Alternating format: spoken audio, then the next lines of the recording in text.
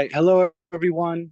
This is Ryan Costa here with the great Tamisha Civil, who's the Democratic nominee for Governor's Council in District 2.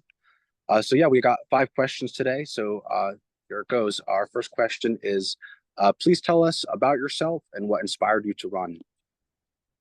Thank you. Hi, Ryan. Thank you for having me again. I'm Tamisha Civil, Democratic nominee for Governor's Council. Not a lot of people know what Governor Council is all about. Governor Council nominate judges, parole board members, they do commutation pardons, they nominate clerk magistrates, notary public, justice of the peace, industrial accidents, and any other public administration position in the judicial system. A little bit about is that I am an associate probation officer.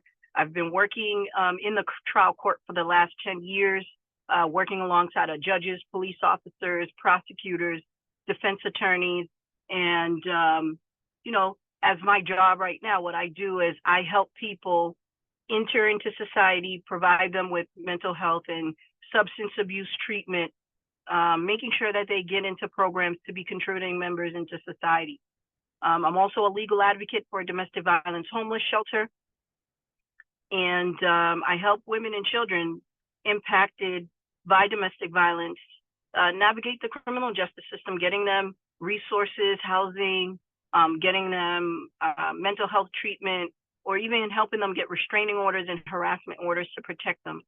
I started my career at the Suffolk County District Attorney's Office, working in the major felony unit, also helping victims of crime. And that's all crime. It could be financial exploitation. It could be, domestic violence. It could be murder. It could be all sorts of crimes that someone can have against them. And I have my master's degree from Northeastern University in criminal justice and leadership. And what really motivated me was my cousin. He spent 27 years in prison for a crime he did not commit in the city of Boston and was exonerated from his charges in 2021. And I made a vow that I would not allow any other family to go through that. And by doing that is nominating judges who are fair and impartial, nominating judges who understand the importance of serving the people and knowing that it's a people's court. We're looking for judges that understands what people are going through in the community and that can serve the district with purpose. And with my lived experience, professional experience, and my education, that also motivated me to run for this position. That's why it's important that we finish strong. I do have a Republican challenger. We cannot take a step back. Throughout all the process that we've made in Massachusetts, we want to continue pushing forward. That's wonderful. And your story is so inspiring and you have great experience. So I know that the Governor's Council is going to get a great addition this year. So our second question is, how will your values shape your thinking about how to assess judgeship appointments and the other matters that come before the Governor's Council? Also with that, how will your election help ensure a more equitable justice system here in Massachusetts? So I think the most important thing is first educating everyone about the Governor's Council. And people are not even aware about the position. So how we start is that we make sure that my ideology is the same as those in Massachusetts, especially those in District 2, making sure that they align with all our principles and making sure that it aligns with the laws that are already in place. And if they're not, how do we voice that? Making sure the judges are pro-choice and they acknowledge that it's a woman's right to choose what they want to do with their bodies, making sure that our rights are not violated, making sure that judges have a connection with the community and organizations in that particular community to make sure that we're putting people in the proper place to get access to treatment, and making sure that, most importantly, that we are putting people in a position of power and they understand what that is and not taking advantage of it.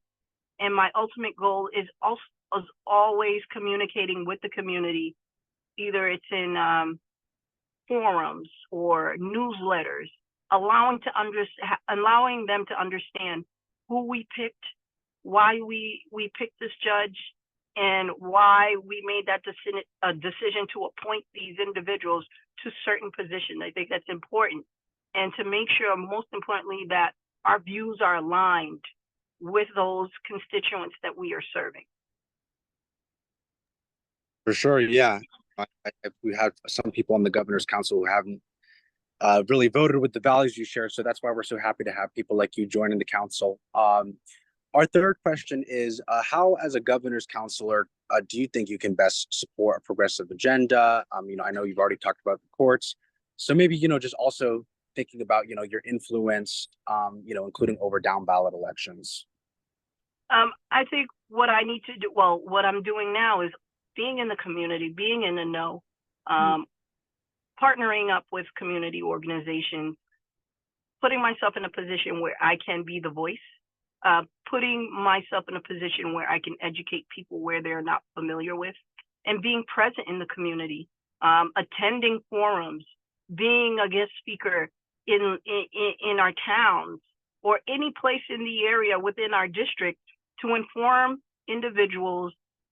These are the things that are happening, partnering up with state representatives and legislators and senators, and being a force behind them to drive these kinds of questions that people are in limbo about and don't really understand, but being able to communicate what it really means and how it affects individuals who don't participate in voting.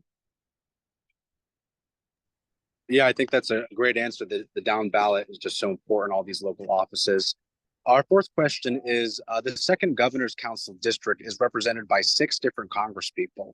Are you willing to work with coalitions of progressives in each of those congressional districts who've been advocating for some of these congresspeople to co-sponsor legislation like Medicare for All, the Green New Deal, as well as a progressive foreign policy? Absolutely. I am willing to do that as a progressive candidate. It is important that not only do I, view my concerns with these senators, but also supporting them where they can support me too, and having them understand the importance that lies ahead. I mean, we got to think about it. It's not about me. It's about the next generation and the foundation that we want to set forward so that they can continue what we're starting. We definitely can't go back. We definitely can't afford to not have progressive views or progressive laws that's in place that will disenfranchise our generation and the generation to come. So it is important not only to educate, but also to partner up with these senators and congressmen to help them understand the impacts that it will have if we don't have them on board. Yeah, I think that's really spot on. And, I know sometimes it feels like with our Congress people, like there's almost too much of a divide between, I think having someone like you on the governor's council is going to kind of help bridge that divide, if that makes sense. And so another reason for us to be optimistic and happy about your election.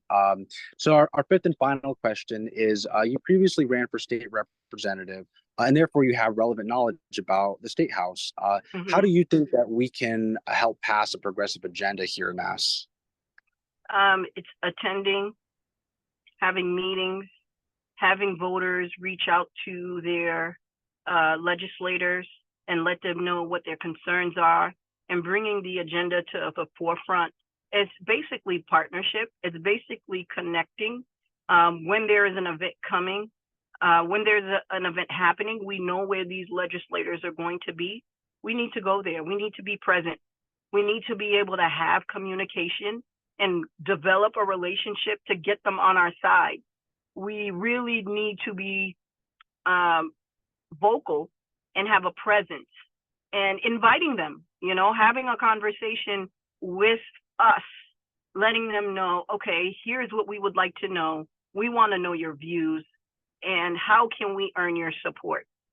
Sometimes things can get lost in translation if you don't understand a particular view or a person.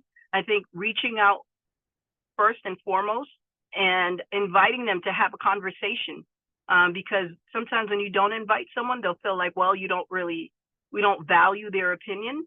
And I think reaching out to these legislators, inviting them to speak on forums and certain agendas that we have will go a long way. And just continue to get that partnership in the community with other local organizations who have the same views that are aligned with us. And, and that will develop a solid relationship and get the assistance that we need when it comes to our agendas being passed on the state house level, and just letting them know that our young people do vote. And if you want our vote, then you got to listen to us as well. Well, thank you so much, Tamisha. I thought all your answers were great, and even what you just said, powerful about, making, our local elected officials understand that, the young people of the future, and to hear our voices. So, yeah, I know I'm really, happy that you won your primary, and looking forward to helping you all the way through November and beyond. And I hope that all of our Revolution Massachusetts members will be as well. So thanks so much again, Tamisha. This concludes the interview, unless you want to share anything else, but thanks so much again for being here today. Thank you so much for having me. And thank you to everyone who took the time to listen to me. And also, we got to fight. We will fight till the end to make sure that our voices are represented. And most importantly, making sure that we have a Democrat member on the seat of Governor's Council in District 2 that will uplift the voices of our constituents and the next generation to come. Thank you. Wonderful. Thanks so much, Tamisha.